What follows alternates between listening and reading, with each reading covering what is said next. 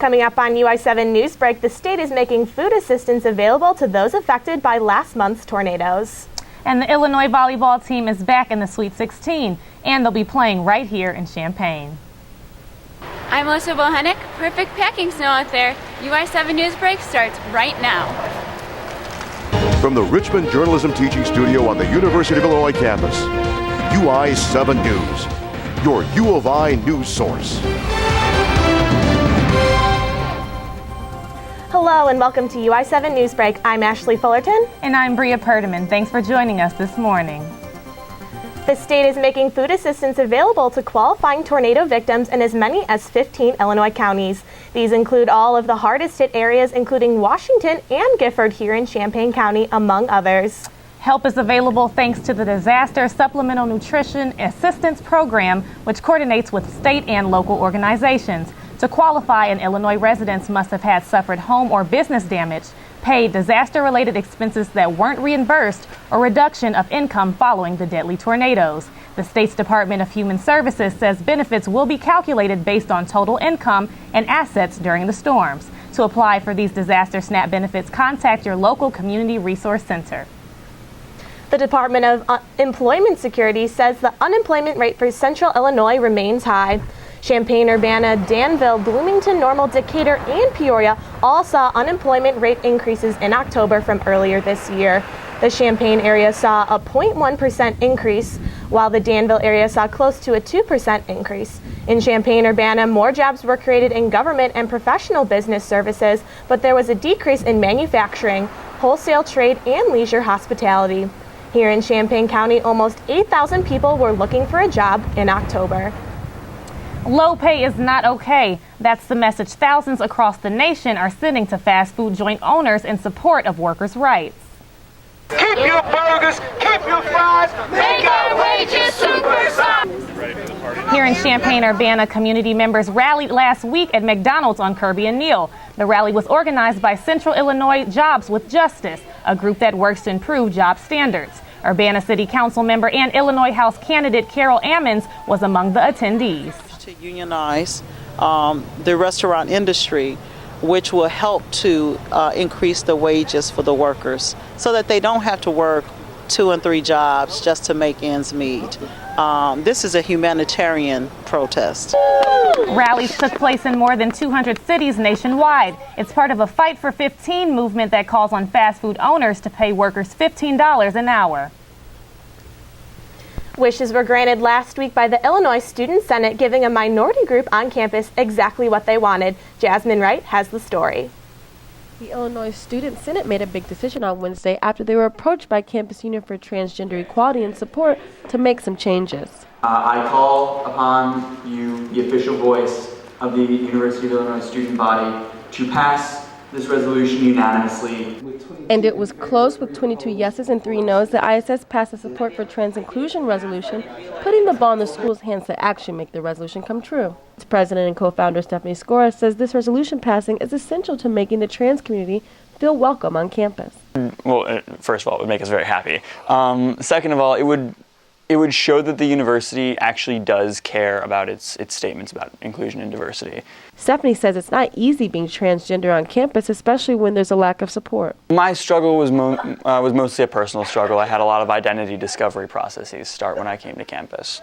And for a while, I didn't come to LGBT things because I felt that my voice wasn't represented as somebody who identifies as trans. The resolution the ISS passed included changing student health care to include more transgender needs, making documents more transgender friendly so no one would feel uncomfortable filling them out, and making more gender inclusive bathrooms so signs like this become neutral. CUTE still has to have meetings with the higher-ups at the university to make this dream a reality, but Senator Justin, who co-wrote the resolution, isn't giving up anytime soon. We'll be utilizing this in all of our future steps, and there are a lot of steps to take, but at least we started. Stephanie says their goals for this semester are accomplished, but it's a whole other story in the spring. I will have plenty to say in the future when those things are actually in motion. You'll be hearing a lot from CUTEs in the next semester. For UI7 Newsbreak, I'm Jasmine Wright. A smoke-free campus is less than 1 month away. The new policy will be enforced not by police, but students. Trained student ambassadors will remind smokers of the policy and give them maps of smoke-free areas. Student violators must go to the Office of Student Conflict and Resolution, and faculty will meet with their supervisors or human resources. Signs will be at the entrance of every university building. U of I students and faculty recognize AIDS Awareness Month. Reporter Rachel Lloyd has the details. I've been living with this disease. In light of AIDS Awareness Month, U of I's African American Cultural Center hosted a free lunch and learn to teach students about the disease. Chris Wade of PWA, or People with AIDS, was the keynote speaker. He shared why he's personally invested in the cause. I've been living with HIV for 21 years. Chris was infected with HIV in 1992. HIV affects African Americans more than any other race. And Chris noted people in his community were afraid to talk about it. In our community, we don't see a lot of people of color putting a face on this out in the media and talking about it openly and how it's affecting their lives. So he wanted to put a face on it. He said it wasn't easy, but support helped him along the way. Because I've got such a loving family and they understand and have been behind me 100%, it hasn't been a problem. Chris gave away free condoms, and the Champaign-Urbana Public Health District offered free HIV testing outside the Cultural Center. AIDS Awareness Month is a great time for those living with HIV or AIDS to get help. However, they will have to take a different route when searching for coverage under the Affordable Health Care Act. The Affordable Care Act, some of the plans in the marketplace will not accommodate the services or the plan that certain clients sign up for. In educating, Chris hopes to end stigmas and save lives. Getting people tested to know their status, if they are positive, getting them into care, getting on treatment, adhering to treatment, and if they're negative, maintaining the safe-sex practices. The Champaign-Urbana Public Health District is currently signing people up for the insurance just for them. It's located on Kenyon Road in Champaign. For UI7 News, I'm Rachel Lloyd. Coming up, a look at a new app that could lead you to a love connection. And find out what the university is doing to help students during a stressful finals week. We'll be right back.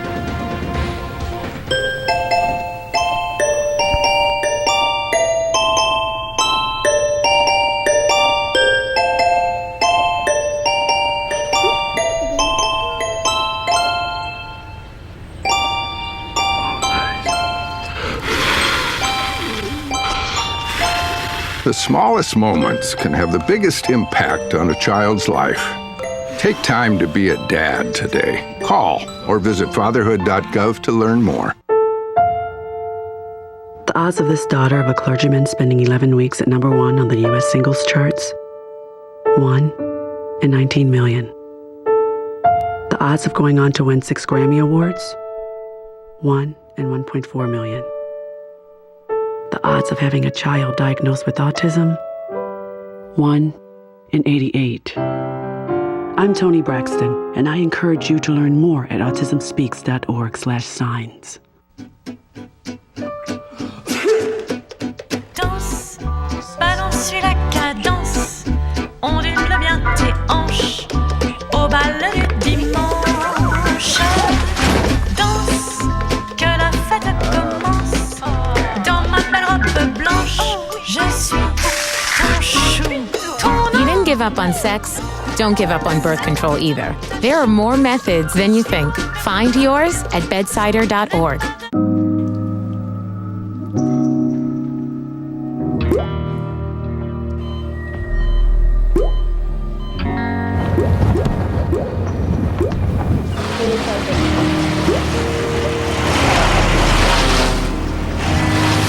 There are a million places you'd never consider texting. So why would you do it while driving? Leave risky driving to the professionals. Stop the texts, and together we can stop the wrecks. Online dating has grown exponentially in popularity over the last decade. And now with the rise in mobile devices, dating apps are becoming more common. Aaron Maturo has more on an app that's getting popular on college campuses. When we first met, it was somewhat awkward. There was some tension, but I don't think it surfaced much.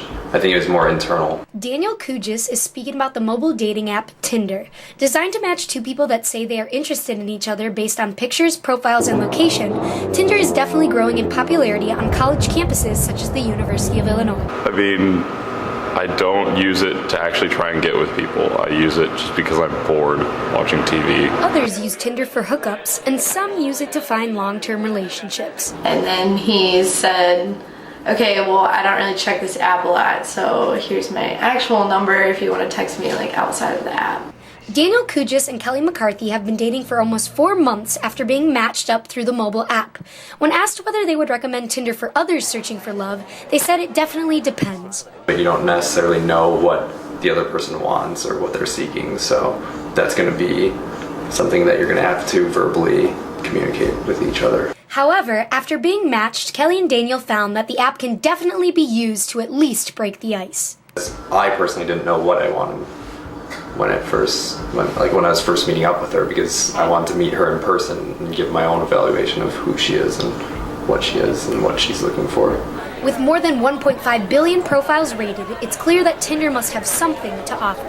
This is Erin Maturo for UI7 Newsbreak.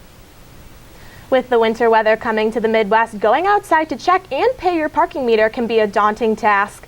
The U of I is offering a program not many people are aware of.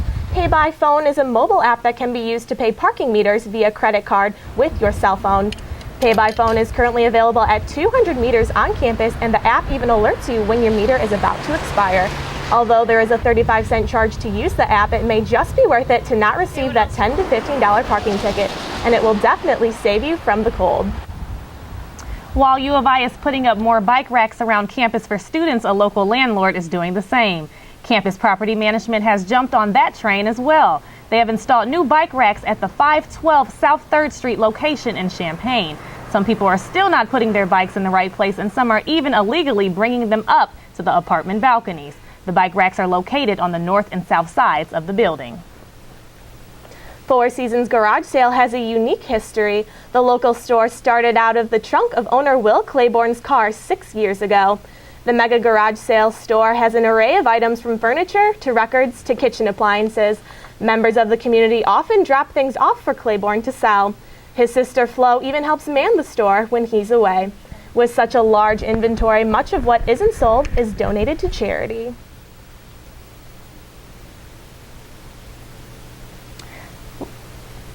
Last week at the U of I Courtyard Cafe, students took time out of their busy schedules to show off their talents. The Asian American Association held its 3rd annual AAA Palooza, a variety show that featured the theme Breaking the Mold. Student performers showcased cultural dance, martial arts, and a wide variety of musical acts. This event is held in hopes of promoting awareness of misconceptions about the Asian American community and how they spend their free time. The event was co-sponsored by the Asian American Cultural Center. An organization on campus is helping to raise funds for those affected by Hurricane Haiyan. Over 11 million displaced and without a home! Help us support them! The U of I Give them a UNICEF place Club to is part sleep of the at night. United Nations Children's Fund that helps increase awareness and education around the world, whether it's for a disaster like Hurricane Haiyan or others.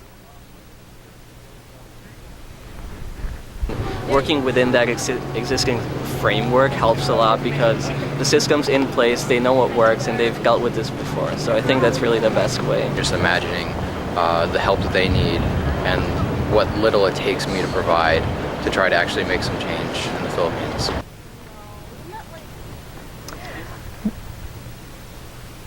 The club is selling hot chocolate to raise funds for the millions of victims. Finals are almost here at U of I, and students are hitting the books and heading to the libraries. Julie Homerding has the details. As the libraries fill with students this semester, extended hours are available for students to finish up those last-minute assignments and start the rigorous study sessions. Librarian at the Communications Library, Lisa Ramiro, tells us why it is important for the extended hours. Well, the most important thing is that we provide a space for students so that they can study, and we provide that they were open the hours when students study. While they can study in their apartments and their residence halls, sometimes they need a quiet place, and the library will provide them with a quieter place to study. Student Tommy Pinsky says he has an easier final schedule than in the past. He hopes this will keep his stress low. It's actually pretty spread out this year, which in the past it hasn't been. But so this year I plan on studying a lot earlier than usual, which is good. Here at the undergraduate library, also known as the UGL, the therapy dogs will make an appearance to soothe students' stress. Mara Thacker manages the therapy dogs, and she believes this is a great way for students to blow off some steam during finals. The students walk in, the smiles on their faces, seeing the dogs, and the chance to interact with them, you can tell that it's really doing a lot to make them feel good and to kind of provide a break from the stress of exams. 4 dogs will be appearing at the libraries, including Neo, the black lab mix who is a new member to the team this year. Student Jonathan Redmond agrees that the dogs are a great stress reliever. It's nice to see a dog around campus, and when you see, it's just like a lot of students and you sometimes get alone and stuff, and it's nice to see that you have a dog, and it's a reminder of home and it's a reminder of good times. The therapy dogs will be at Granger Library on December 12th from 2 to 4 p.m. and at the UGL December 16th from 2 to 4 p.m. For UI7 Newsbreak, I'm Julie Homerding. Hopefully that bad weather will hold out so students can actually get to those libraries. After the break, we'll check on the weather for this week. You think you're just checking your messages or telling a friend you're on your way. They could be the last words you ever type. Make sure you get where you're going. Bethany Ann Doak.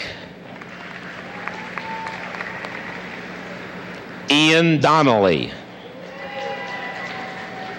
Kirsty Lynn Duthitt. So, I'm kind of new here, but I've noticed a trend. My human does this funny thing where she goes around and gets all my toys, and then she hides them in that basket by the door. But it's always the same basket, and it's always in the same place. And then she acts so surprised when I find them, but, she's putting them in the same basket. Again. It's like, hello, that's where you put it last time. You were the worst at hide and go seek. With snowfall over the weekend, the city of Champaign is advising residents and businesses to clear the sidewalks for pedestrians. The snow removal ordinance applies when more than 2 inches of snow has accumulated on the ground as temperatures remained below 30 degrees for the majority of the weekend. The city is preparing its crews for more snow to hit later in the week. Meanwhile, on campus, Facilities and Services says its top priorities this year will be clearing primary campus streets and building entrances, in addition to designated emergency lots. All right, let's check in with UI7 Newsbreak's Alyssa Bohenick for a weather update. Welcome to your UI7 weather forecast. We'll have a look at temperatures in our current area. I'm going to start that over.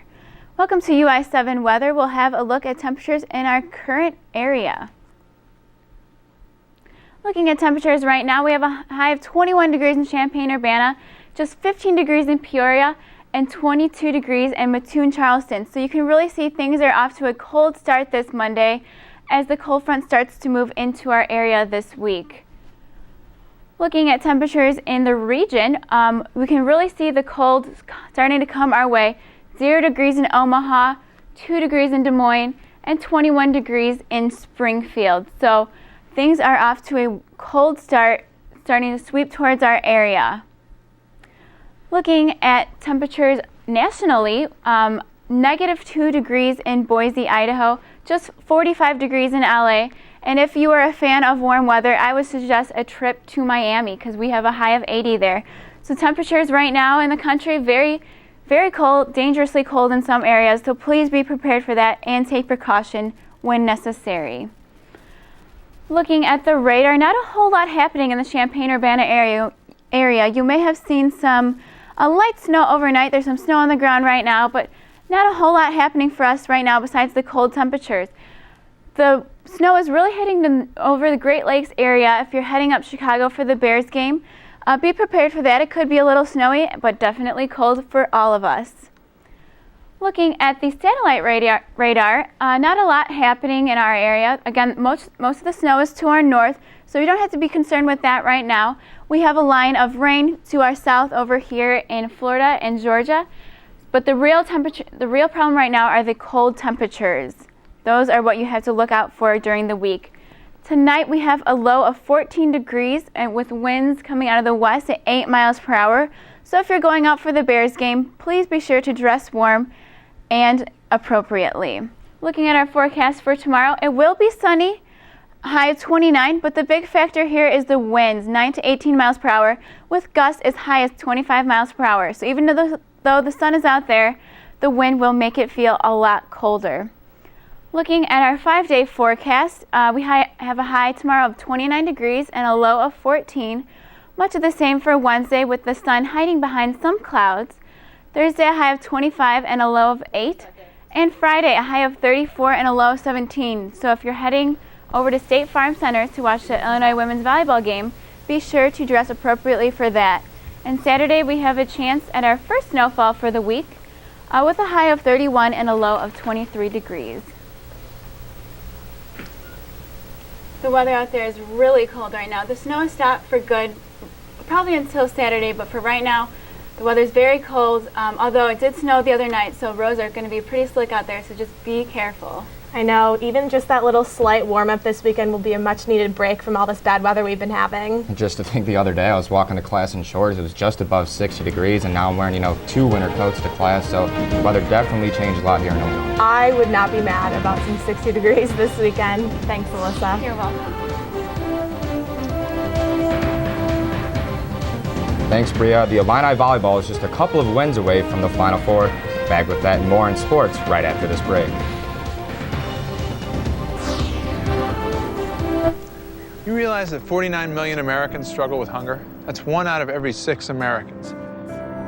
These people are around us every day. They're our friends, they're our coworkers, their kids go to school with our kids. Sometimes we're not even aware that they're struggling. This problem is closer than you think. But so is the solution. Play a role in ending hunger. Visit feedingamerica.org/hunger and find your local food bank. Know what? What? Since I got adopted, I've learned a lot about these humans. I know. I mean, check out these two. It's Flirt City over here. Yeah, I noticed that. It looks like my human is definitely into your human. Oh, look! I think she's getting his number. Nice. Your human's got some sweet moves. Takes after his dog. Oh, look, they're doing that thing where they put their arms around each other. She kicked up a leg. It's like in the movies. That's awesome. Looks like we're going to be hanging out a little bit more.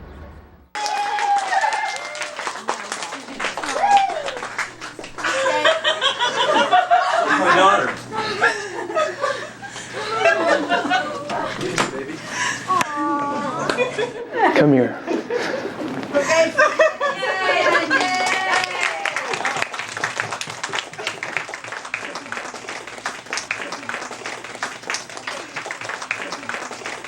I love you, Dad.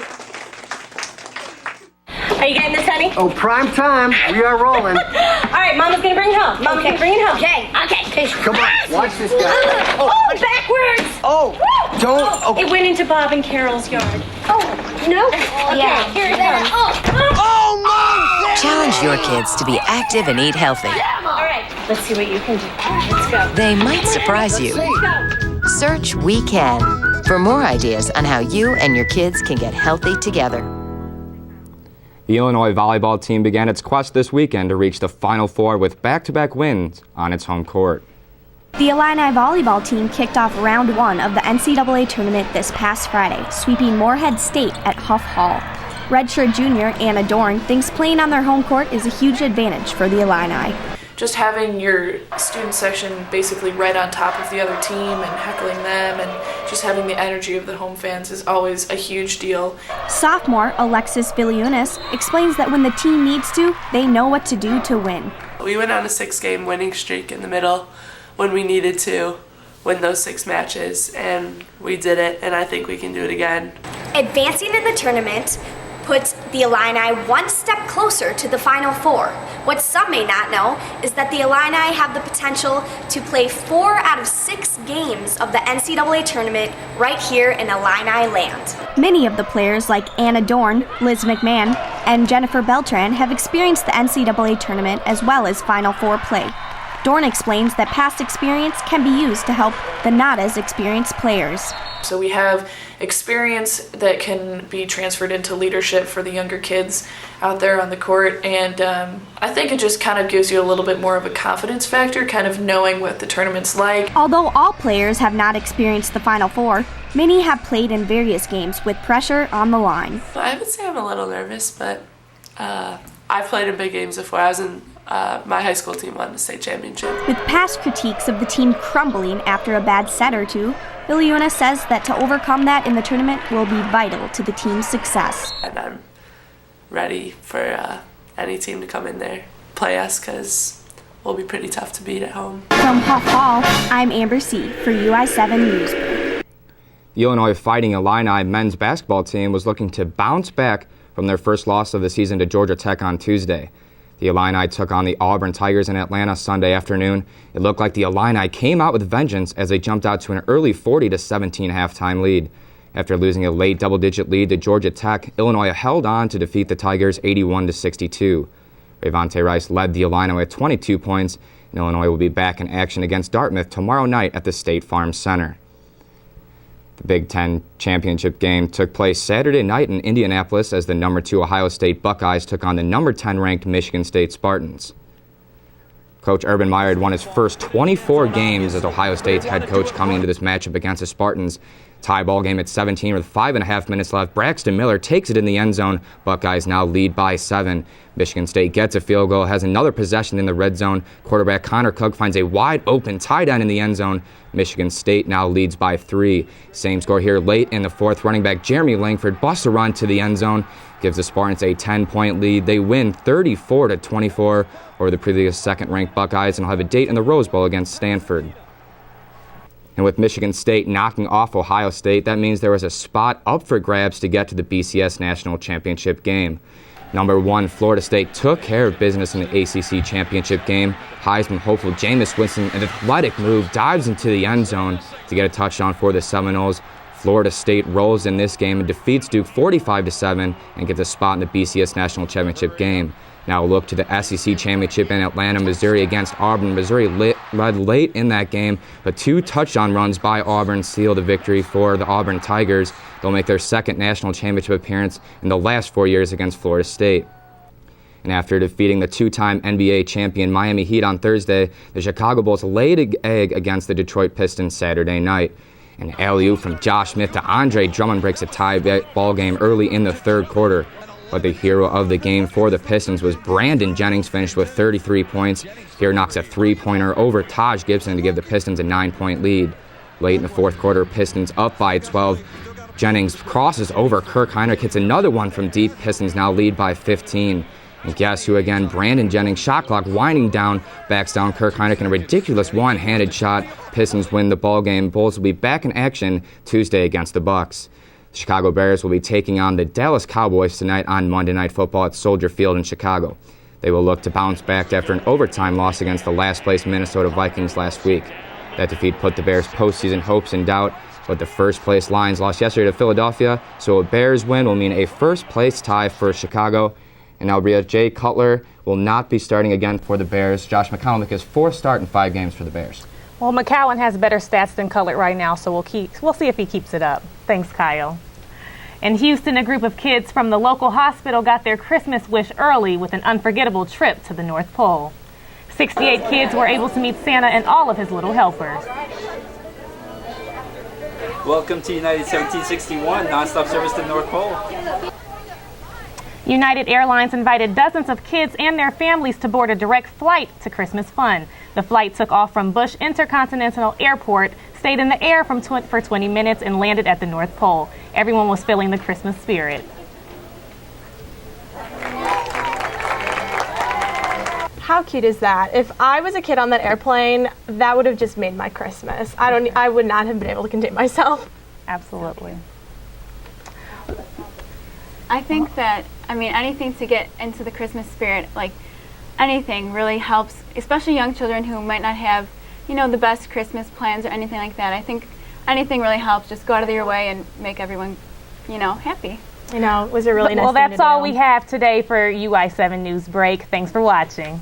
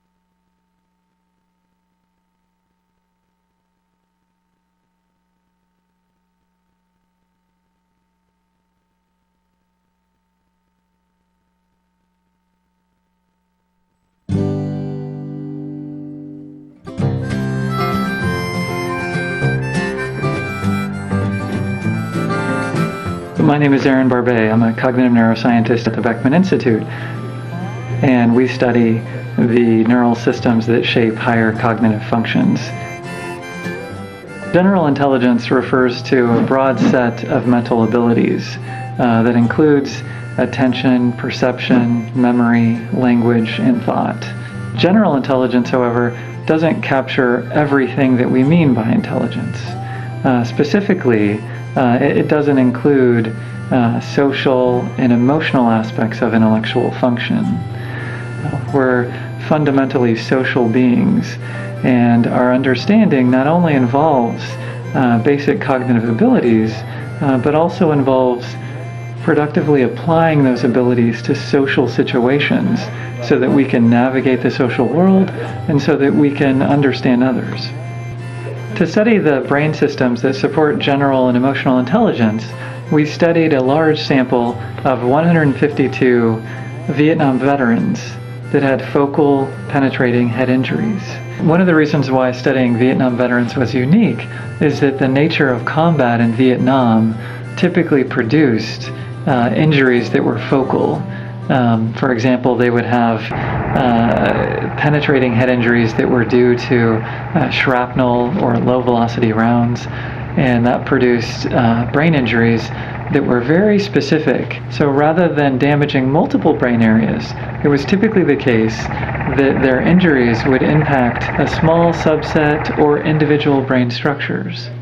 They were a remarkable group to study, and the fact that we studied 152 individuals with brain injuries allowed us to very precisely map the degree to which damage to specific brain areas was related to impairment in specific aspects of general and emotional intelligence. In the first step, we measured the nature and scope of their brain injury by using CT scans. We then administered a comprehensive battery of neuropsychological tests. What do you think goes in this question mark? And what we found was that, behaviorally speaking, there are strong correlations between performance on tests of general intelligence and performance on tests of emotional intelligence. We found, for example, that verbal comprehension reliably predicted emotional intelligence. It was also true for other aspects of general intelligence, including working memory, processing speed, and perceptual organization. At the level of the brain, we also found that there were strong dependencies, so that if the correlations in terms of behavior were high, so also were the correlations in terms of their overlap at the brain level. To a large extent, general intelligence and emotional intelligence share mechanisms, and people tend to use similar brain areas for both general and emotional intelligence. Our research applies to individuals with brain injury, but it also allows us to draw inferences about the broader population, that is, including individuals who don't have brain damage, because the results tell us that those areas are also necessary for performance, that healthy intellectual function principally depends on those brain systems. One of the reasons why we think emotional intelligence is important to study, specifically in the context of brain injury, is that one of the primary predictors of success and recovery following a brain injury is social support and the ability to function interpersonally. We think our research also opens the door to therapeutic interventions that might remediate impairments or deficits that individuals have in social and emotional functioning. Historically, general intelligence has thought to be separate from emotional intelligence, but our results suggest that general intelligence depends and also reflects